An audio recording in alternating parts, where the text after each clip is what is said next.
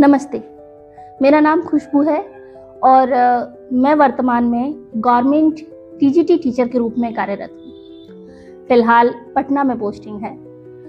आज मैं उन सभी बच्चियों से कनेक्ट होना चाहती हूँ, उन सभी लड़कियों से कनेक्ट होना चाहती हूँ जो दूर कहीं किसी कमरे में बैठ करके अपनी किताबों के साथ कुछ बड़ा करने का, अपने पैरों पे खड़े होने का सपना देखती हैं। सबसे पहले ऑल द वेरी बेस्ट, कर पाऊँ, क्योंकि मैंने भी कर लिया।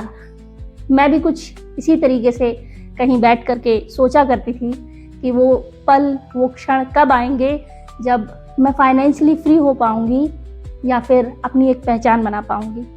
भारतीय लड़कियों के लिए कुछ बड़ा करने का अर्थ कोई तारे तोड़ लाना नहीं होता, बल्कि भारतीय समाज की पकड़ से थोड़ा सा बाहर निकल के अपने पैरों पे खड़े हो जाना होता है।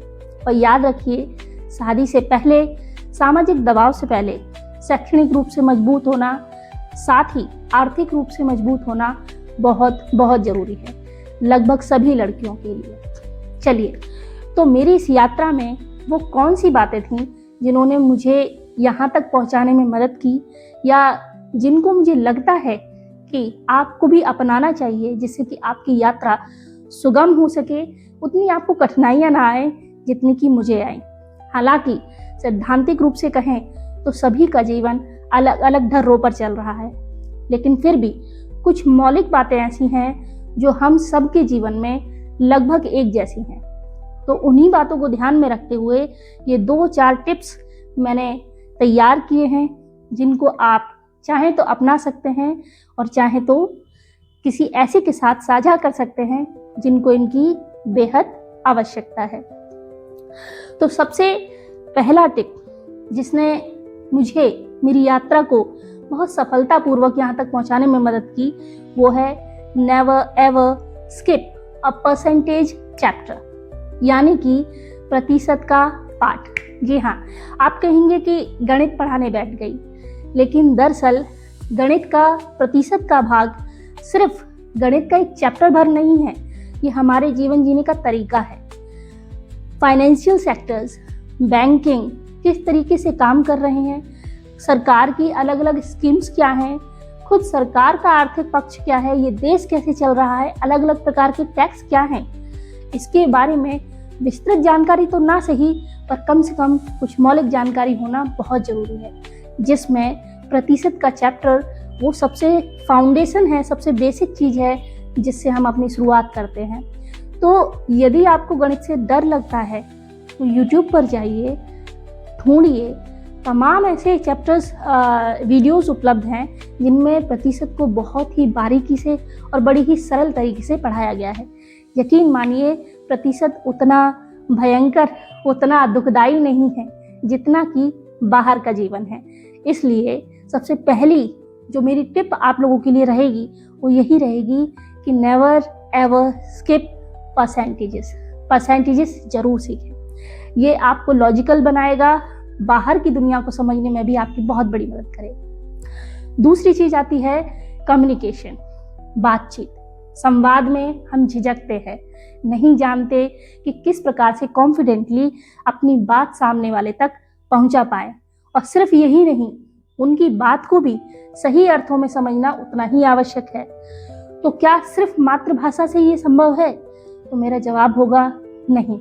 अपने आप को स्किल्ड करें। स्किल्ड करने के लिए आपको कोई भी एक दूसरी भाषा, अंतर्राष्ट्रीय स्तर पर अंग्रेजी सबसे बेहतर ऑप्शन उपलब्ध है, तो जरूर सीखें।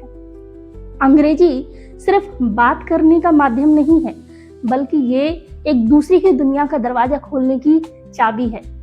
सोचिए, आपको अंग्रेजी नहीं आती, तमाम तरीके के अखबार, पॉडकास्ट, आर्टिकल्स, बहुत सारी जीवनियाँ अंग्रेजी में उपलब्ध हैं, लेकिन आप अंग्रेजी का एक अक्षर नहीं जानते हैं, तो आप उन सारी चीज़ों से, उन सारे रिसोर्सेज से अपने आप को वंचित कर रहे हैं। इसलिए अंग्रेजी जरूर सीखें। यकीन मानिए, अंग्रेजी सीखना आपके कॉन्फिडेंस को एक अलग ही लेवल पर ले जाएगा। अर्निंग्स यदि कम है, ट्यूशन्स फी कम आती है, तो अपने कपड़े, अपनी बाकी सभी चीज़ों पे खर्च कम कर लीजिए, लेकिन अपने आप को इस हथियार से लैस जरूर कीजिए। अंग्रेजी जरूर सीखिए, और बाकी तो यूट्यूब है ही है, बहुत हद तक हेल्पफुल है। अगली टिप जो मेरी आपके लिए है वो है डिजिटल लिटरेसी। डिजिटल लिटरेसी क्या है? आज पिछले 5 सालों में डिजिटल क्षेत्र में जितनी तरक्की हुई है उतनी उससे पहले शायद ही संभव हुई हो। हम जितने भी काम करते हैं, छोटे से लेकर बड़े से बड़ा, रोजाना के ट्रांजैक्शन से लेकर के बैंकिंग सेक्टर तक, फॉर्म भरना हो, किसी टिकट को बुक करना हो, सब कुछ आज ऑनलाइन हो रहा है। लड़की होने के नाते आपका इतना ही फर्ज नहीं है कि परंपरागत रूप से सिर्फ अपने पिताजी, भाई बंधु अथवा किसी दोस्त पर निर्भर रहना, बिल्कुल भी नहीं। अपने आप को स्किल कीजिए, वो सभी चीज़ें सीखिए जो आपको सक्षम बनाती हैं। कभी भी कहीं भी अटकना नहीं है। आपको ऐप्स को इस्तेमाल करना, फॉर्म को भरना, बैंकिंग सेक्टर में जा करके एप्लीकेशन दे करके किस तरीके से कौन सी सर्विस शुरुआत करानी है, कौन सी सर्विस बंद करानी है, लोन के लिए किस तरह अप्लाई करना है, आरडी, एफडी, ये सब चीज़ें क्या हैं, सब कुछ पता होना चाहिए। ये सिर्फ आपको सिलेबस में नहीं मिलने वाला है। तो please keep this in your mind कि आपको अपने आप को डिजिटल साक्षर जरूर करना है। ये एक बहुत बड़ा हथियार साबित होने वाला है हमारी समाज वर्सेस व्यक्तित्व की लड़ाई में। चौथे नंबर की टिप है सिर्फ सिलेबस तक स्टिक होकर के ना रहें। जी हाँ, सिर्फ सिलेबस तक सीमित रहने से आपकी सोच का दायरा बढ़ नहीं पाता। अपने सिलेबस से थोड़ा सा बाहर निकलिए। देखिए, ये समय दोबारा नहीं आने वाला। तो कोई भी कह सकता है कि सिर्फ सिलेबस पर रुकिए। मुझसे भी कहा गया था कि सिर्फ सिलेबस पढ़ो। अगर गलती से किसी किस्से कहानी की किताब लेके पकड़ी हुई जाती थी तो उसके बाद जो मुझे डांट लगती थी वो पूछे ही नहीं। हालांकि डांटना उनका जायज़ था, क्योंकि हमारे पास इस गरीबी के जाल से निकलने का कोई और माध्यम नहीं होता सिवाय गवर्नमेंट जॉब के, तो वो भी आवश्यक है। लेकिन अपने सिलेबस से हट कर के किताबें पढ़ना आपकी सोच को गहरा करता है, आपके व्यक्तित्व को निखारता है। आप सोचते हैं ना कि तमाम जो गवर्नमेंट एग्जाम्स हैं उसमें आंसर राइटिंग कोई किस प्रकार कर पाता है? वो इसलिए कर पाता है क्योंकि उनकी सोच का दायरा बढ़ा हुआ है। और सोच का दायरा, यकीन मानिए, कोई टीचर पढ़ा करके नहीं बढ़ा सकता। ये हमारी खुद के व्यक्तित्व की यात्रा होती है, जिसको आप अलग अलग कहानियों से, अलग अलग जीवनियों से, अलग अलग पॉडकास्ट या कुछ भी जो बहुत ही रिच है नॉलेज में, उसको पढ़ करके जान सकते हैं। इससे आपकी बुद्धि का आयाम खुलता है। किसी भी समस्या को अलग नज़रिए से देखने का जो आपका पॉइंट ऑफ व्यू है वो बदलता है। प्लस आप अलग अलग प्रकार के समाधान सोच सकते हैं, दूसरे व्यक्ति के नज़रिए से भी सोच सकते हैं। तो मेरी ये सलाह रहेगी कि आप सिर्फ सिलेबस तक स्टिक ना रह करके थोड़ा सा एक्सप्लोर जरूर करें, थोड़ा सा ढूंढें कि आपका और इंटरेस्ट क्या है। ज़रूरी नहीं कि किताबों से ही संबंधित हो, म्यूज़िक से संबंधित भी हो सकता है, या आपका कोई और शौक भी हो सकता है। उसको अच्छे से एक्सप्लोर करें।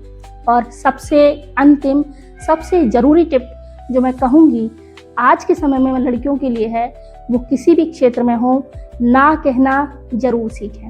देखिए, कोई काम, कोई रिश्ता, कोई विचार यदि आपकी मानसिक शांति को भंग कर रहा है तो वो इतना तूल देने लायक नहीं है।